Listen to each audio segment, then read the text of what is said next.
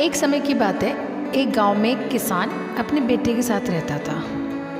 वो जीवन के कठिन से कठिन परिस्थिति में शांत और पॉजिटिव रहता और हमेशा ये कहता, जो होता है अच्छे के लिए होता है, बस ईश्वर पर विश्वास रखो। उसके पास एक घोड़ा भी था जिसे वो बहुत प्यार करता था और उस घोड़े को अपना परिवार का सदस्य मानता था।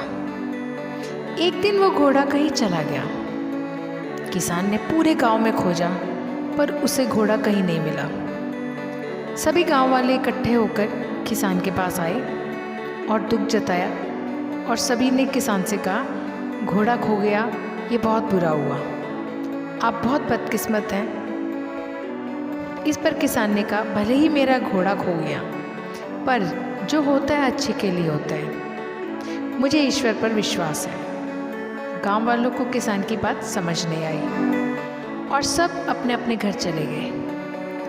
कुछ महीने गुजरने के बाद वो घोड़ा वापस आ गया और वो अपने साथ अपने जैसे कई और घोड़े भी लेके आया। सभी गांव वाले फिर इकट्ठा हुए और किसान से कहा, घोड़े का खो जाना अच्छा था, अब आपके पास बहुत सारे घोड़े हैं, आप कितने खुशकिस्मत हो। इस पर किसान ने कहा, भले ही अब मेरे पास बहुत सारे घोड़े हैं लेकिन मुझे कोई खुशी नहीं है, पर जो होता है अच्छे के लिए होता है, मुझे ईश्वर पर विश्वास है। गांव वालों को किसान की बात समझ नहीं आई और सब अपने अपने घर चले गए। किसान के बेटे ने घुड़सवारी सीखना शुरू किया पर वो घोड़े से नीचे गिर गया और उसके पैर की हड्डी टूट गई। सभी गांव वाले फिर इकट्ठा हुए और किसान से कहा, शायद बहुत सारे घोड़े का मिलना अच्छा नहीं था, इसके कारण आपके इकलौते बेटे की टांग टूट गई, आप बहुत बदकिस्मत हो, जो हुआ बहुत बुरा हुआ। इस पर किसान ने कहा, भले ही मेरे बेटे की टांग टूट गई है पर जो होता है अच्छे के लिए होता है, मुझे ईश्वर पर विश्वास है। गांव वालों को किसान की बात समझ नहीं आई और अपने अपने घर वो चले गए। कुछ समय बाद राज्य में हमला हो गया। राजा की सेना कम पड़ने लगी, इसलिए राज्य के सभी जवान लड़कों को सेना में भर्ती होना पड़ा। पर उस किसान का बेटा बच गया क्योंकि वो घायल था। सभी गांव वाले फिर इकट्ठे हुए और किसान से कहा, आपके बेटे की टांग टूट गई, इस कारण आपका बेटा युद्ध में जाने से बच गया, आप बहुत खुशकिस्मत हो, पर हम सब बहुत दुखी हैं क्योंकि हमारे बच्चों को युद्ध में जाना पड़ा।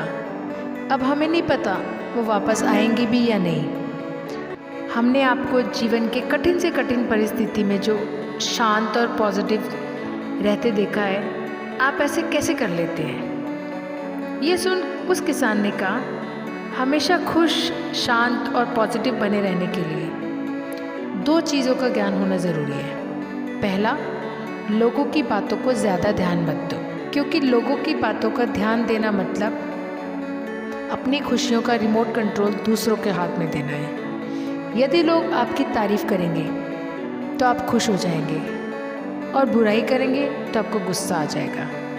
अगर आप लोगों की बातों पर ध्यान देंगे तो आपका दिमाग अशांत हो जाएगा और आप अपने जीवन के ज़रूरी कामों में ध्यान नहीं दे पाओगे। और दूसरी बात, कभी भी किसी घटना को अच्छा या बुरा नहीं कहना चाहिए, क्योंकि जिस प्रकार किसी पुस्तक के केवल एक वाक्य को पढ़कर ये नहीं बताया जा सकता कि पूरी पुस्तक अच्छी है या बुरी, उसी प्रकार जीवन के किसी एक घटना को देखकर ये नहीं बताया जा सकता कि पूरे जीवन के लिए ये घटना अच्छी थी या बुरी, क्योंकि आज अच्छी लगने वाली घटना कल बुरी साबित हो सकती है और आज बुरी लगने वाली घटना कल अच्छी साबित हो सकती है। जैसा हमने इस कहानी में देखा, घटनाएं आपके हाथों में नहीं है, आपके हाथ में केवल आपके कर्म हैं। अतः अपने कर्म और विचारों को अच्छा रखो और घटनाओं को नियति के ऊपर छोड़ दो, क्योंकि जो होता है अच्छे के लिए ही होता है। बस ईश्वर पर विश्वास रखो। आपके आसपास बहुत से दुखी लोग होंगे जिन्हें इस वीडियो की ज़रूरत होगी, कृपया उन्हें ये शेयर कीजिए।